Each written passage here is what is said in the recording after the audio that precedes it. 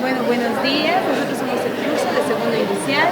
Hemos realizado la lectura, primeramente de libros y escogidos adecuadamente para el nivel que estamos, que es educación inicial y familia comunitaria.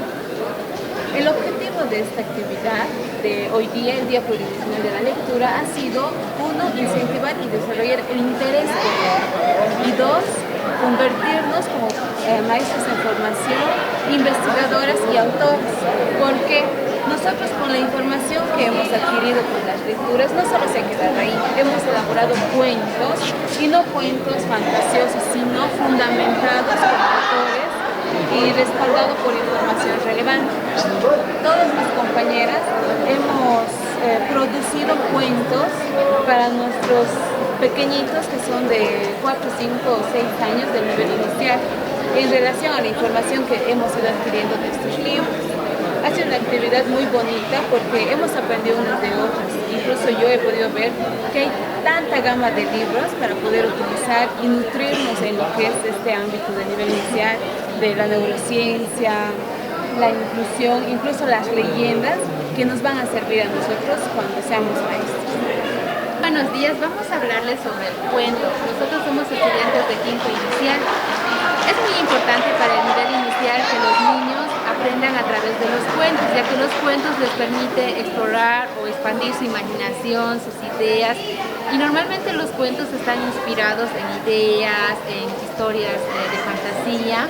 Entonces aquí nosotros tenemos como curso, cada estudiante ha elaborado un cuento, son distintos cuentos, inspirados en distintas actividades, ya sea de la vida real o cosas fantasiosas.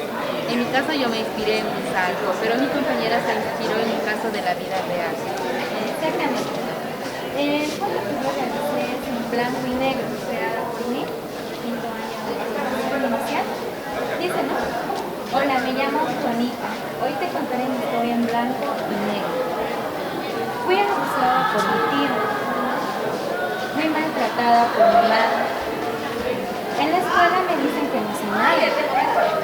Mi único lugar seguro es dormir porque puedo ser feliz jugando libremente.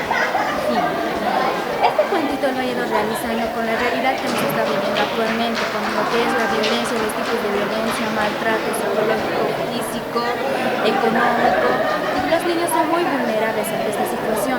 Por lo tanto, realizar este tipo de cuentos para que los niños de segundo año de escolaridad, ellos también vayan sabiendo de lo que es la violencia, vayan conociendo un poco más y también puedan comentarnos, abrirse un espacio de reflexión entre ellos mismos para que nos cuenten si han pasado algún tipo de violencia o no.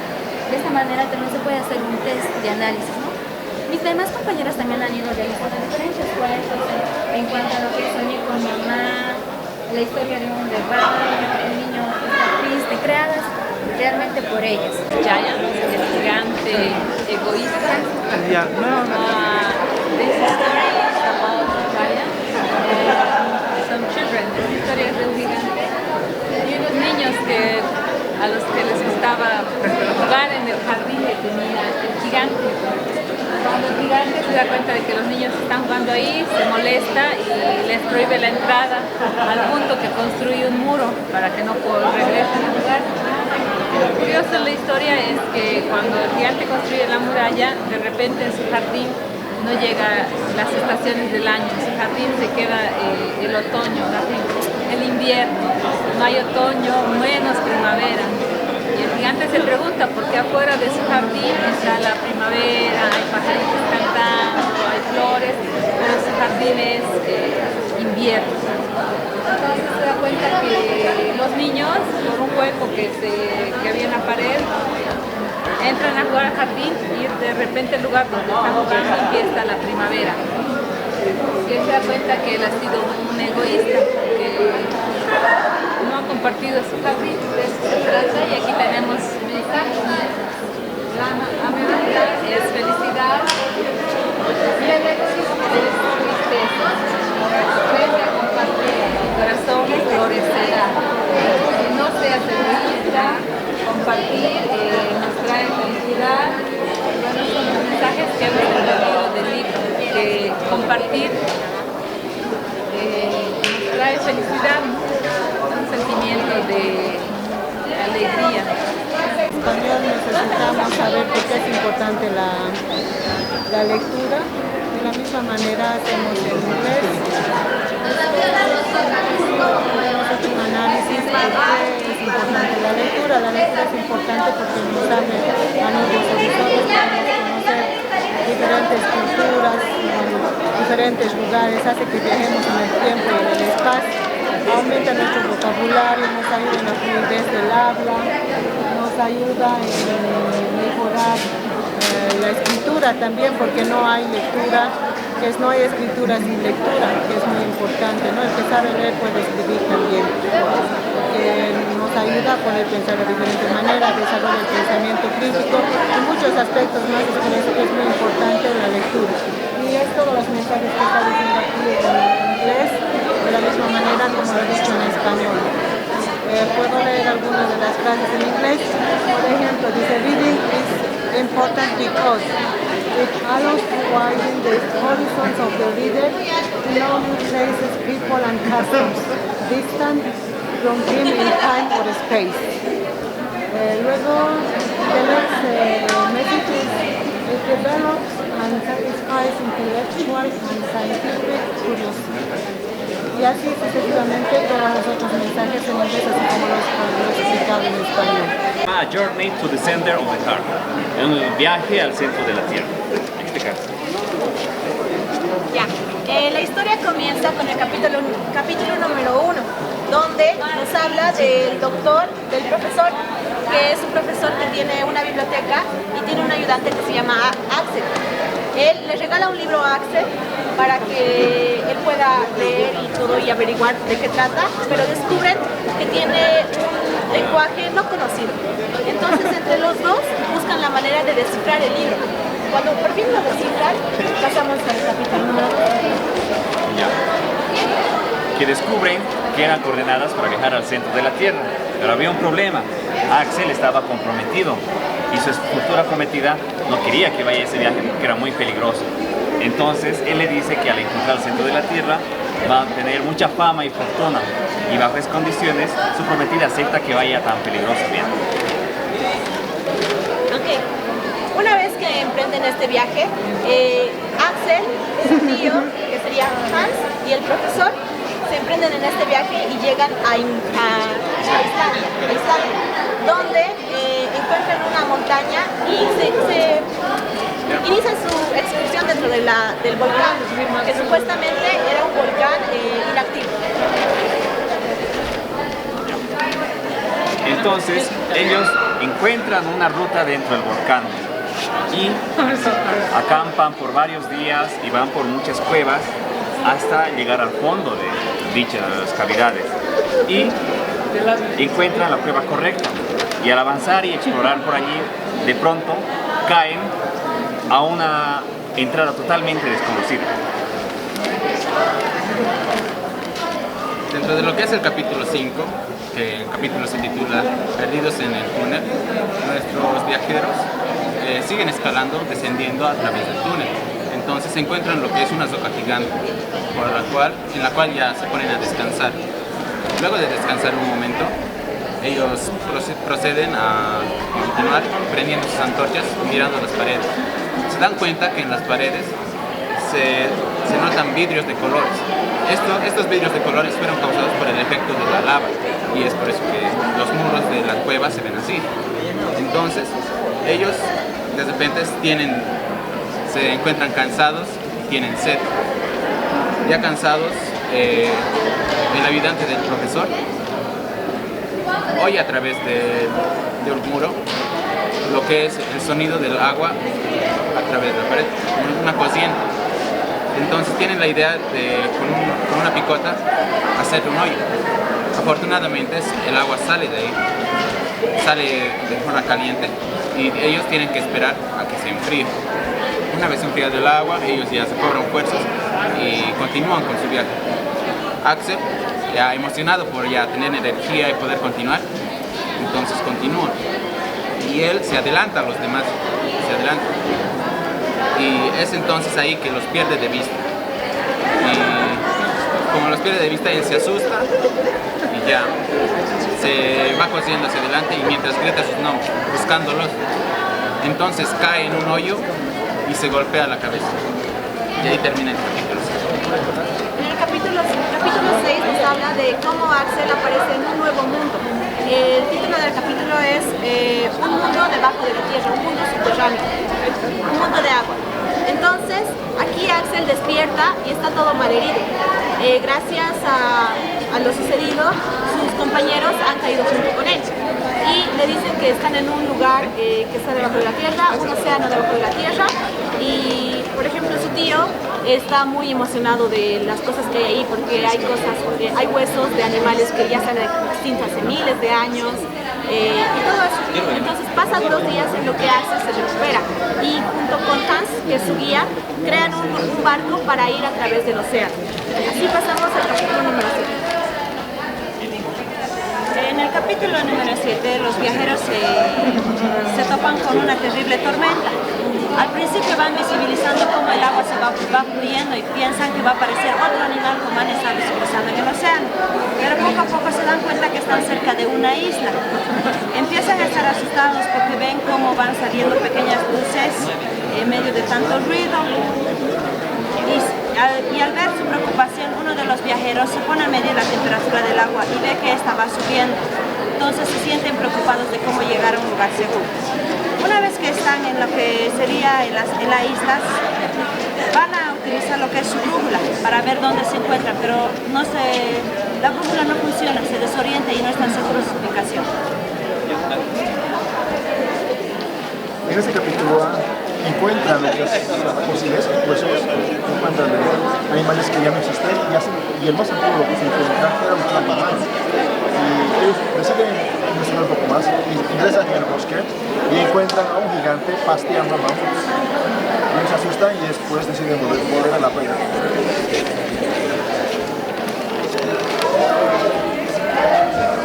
En el capítulo 9, Hans y sus compañeros se encuentran en la isla, pero quieren entrar de nuevo a investigar la cueva. Entonces crean explosivos caseros y crean una gran explosión y entonces empiezan a caer por un hueco y llegan a un río muy estable que parece un río de agua dulce, pero luego se dan cuenta que las paredes están poniéndose un poco rojas, el ambiente está más caliente y se dan cuenta de que están en realidad en un volcán que está a punto de hacer erupción. Entonces, cuando están cayendo, se dan cuenta que al momento de hacer erupción el volcán, empiezan a ver a través de un agujero hacia arriba el cielo y les expulsa, ¿no?, la erupción hacia afuera.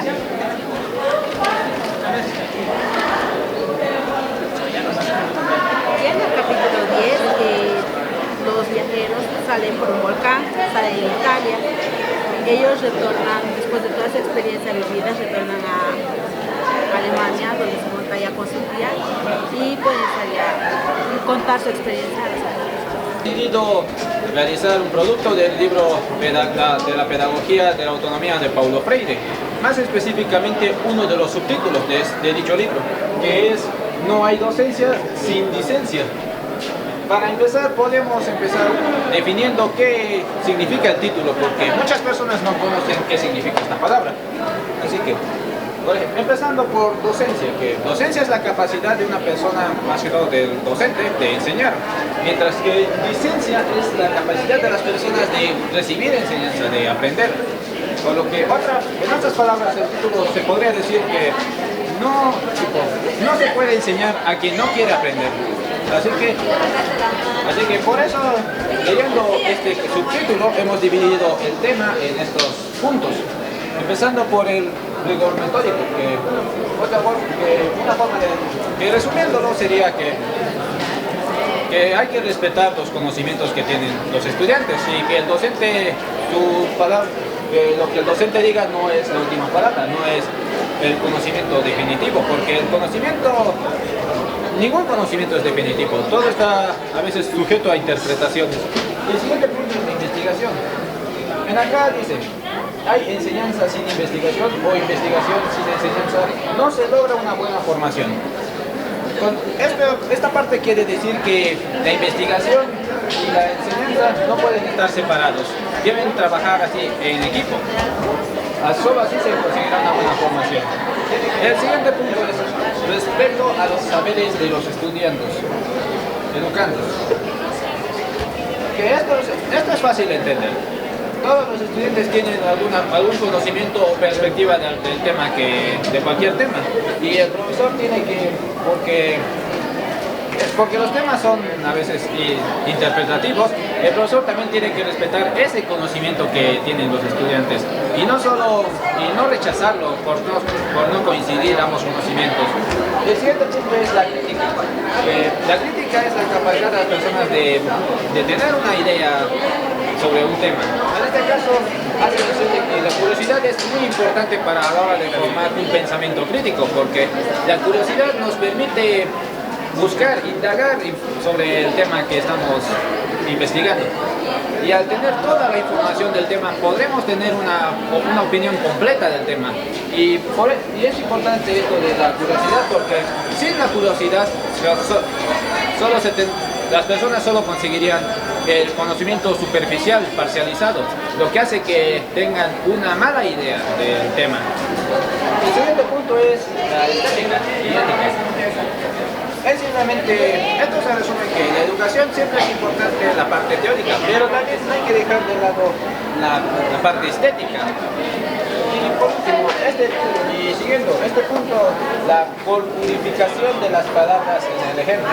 Que dicho de otra forma, ya lo hemos escuchado esto muchas veces, o sea, pasar de la teoría a la práctica, no solo limitarse a la teoría. En eso se resumiría este punto. Y finalmente, el último punto, el reconocimiento y la asunción de la identidad cultural.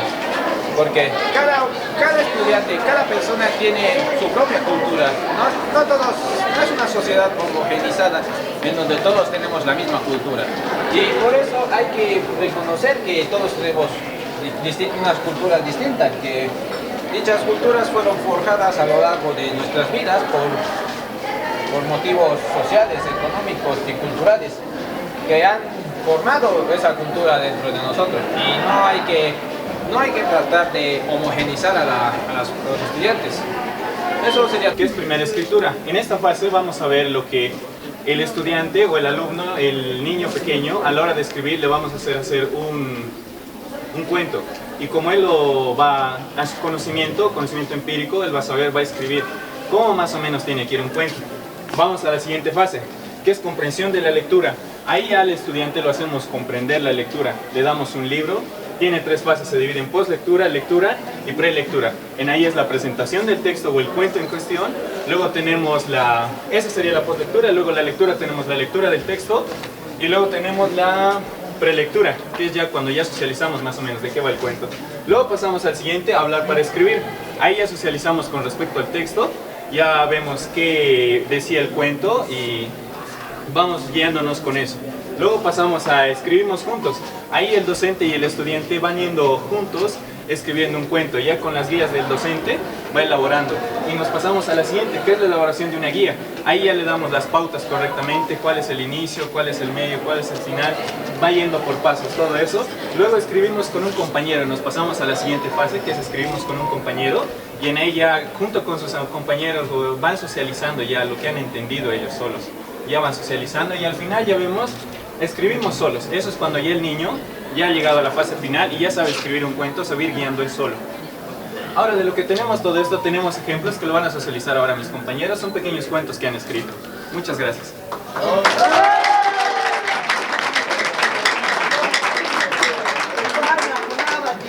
Un dato muy interesante que nos expresa esta lectura es que cuando una persona ya está alfabetizada, ya sabe las reglas ortográficas, ¿no? Ya sabe estructuras y demás, le es un poco más difícil el realizar, el escribir un cuento, ¿no?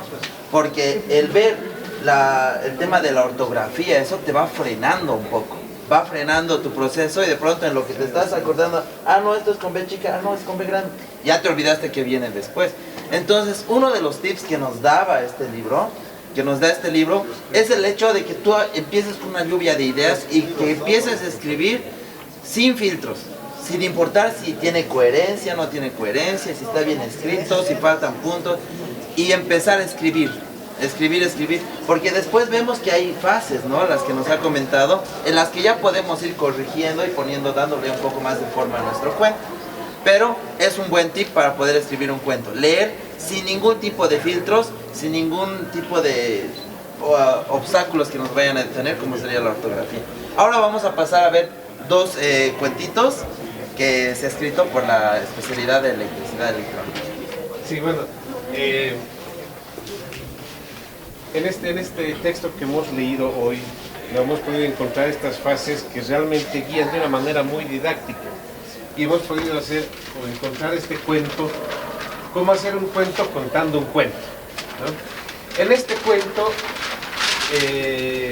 podemos ver de una manera muy didáctica cómo se plasman todos los pasos que están señalados en este texto para poder escribir o para poder diseñar un cuento, ¿no? Bueno, es un poquito largo, pero el cuento dice así: Mario era un niño que le encantaba leer cuentos de aventuras, fantasía y misterio. Le gustaba imaginar que él era el protagonista de estas historias y que vivía increíbles experiencias en mundos maravillosos.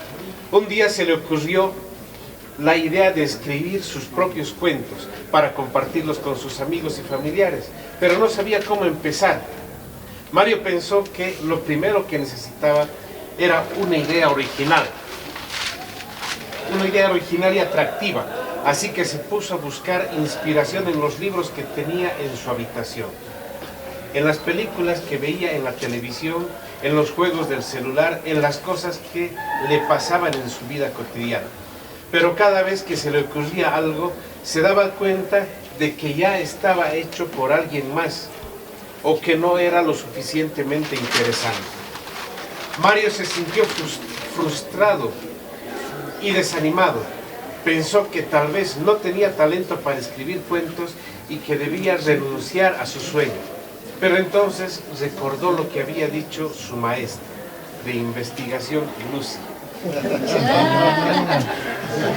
No hay nada nuevo bajo el sol, pero hay muchas formas de contar lo mismo. Mario comprendió que lo importante no era inventar algo completamente nuevo, sino darle su propio estilo y voz a lo que quería contar. Mario decidió intentarlo de nuevo.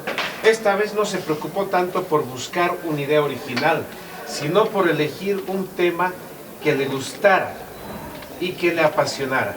Luego pensó en los personajes que quería crear, en el escenario donde se desarrollaría la historia, en el conflicto que tendría que resolver y en el mensaje que quería transmitir. Mario empezó a escribir con entusiasmo, sin detenerse a corregir o a juzgar lo que hacía. Solo dejó fluir su imaginación y su creatividad. Cuando terminó, Mario leyó su cuento con atención. Le pareció que estaba bien, pero podía mejorar. Así que se puso a revisar lo que había escrito, buscando errores de ortografía, de gramática, de coherencia, de lógica. También se fijó en si había usado las palabras adecuadas, si había descrito bien los personajes y los lugares. Mario hizo los cambios que consideró necesarios. Mario estaba orgulloso de su cuento. Lo mostró a sus padres, amigos y a su maestra. Todos le dijeron que les había gustado mucho. Mario se sintió feliz y motivado. Había aprendido a hacer un cuento. Como vemos en este cuento, justamente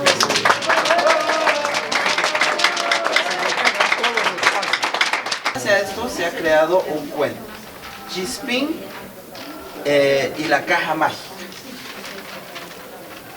Nos transportamos a Paucarpato, la escuelita Don Simón. En esta escuelita hay un curso con seres especiales, cada uno con colores y características diferentes. Además, algunos más aventureros que otros. Un martes por la mañana, Chispín es interceptado por Joel. Este cuenta que descubrió un portal blanco cerca del auditorio. Este portal los llevaba a un mundo lleno de artefactos electrónicos. Entonces se aventuraron a buscar el portal. Comienzan a recorrer los pasillos y gradas llenos de seres de otros planetas. Se encontraron con un ser largote de color amarillo, quien les dijo que no vayan hacia el portal. Después se encontraron con un ser verduzco, que en vez de caminar saltaba. Él los ayudó a buscar el portal. En el camino se encontraron con Diego, un ser muy alegre, que tenía muchas ideas para poder atravesar el portal. Él estaba acompañado por Elmer, un ser de largas pestañas, buscando encontrar que le ayudaron a buscar la ventana abierta por el cual saltó el ser verduzco, logrando así abrir la puerta. De esta manera entraron al mundo mágico usando y sacando todos los artefactos existentes. Chispín, muy emocionado, no verificó que el artefacto que manipulaba se encontraba conectado a la corriente. Esta era una caja mágica que almacenaba personas, seres y objetos. Dentro tenía unas estrellas, un celular y unos monos. Chispín se acercó demasiado al artefacto y fue absorbido. Todos fueron a rescatarlo y así apareció un ser robusto que miraba y pasaba sin moverse. Lo llamaron el Huachas. Él analizaba la caja mágica mientras el ser verduzco saltaba sobre la caja. Joel le daba de golpes con un destornillador y Elmer gritaba, lloraba, hasta que Huachas logró descifrar la caja mágica, que la caja mágica tenía 11 botones que usando una combinación podía sacar los objetos que se encontraban dentro. De esta manera, Chispín logró salir y entendió cómo entrar y salir de la caja mágica.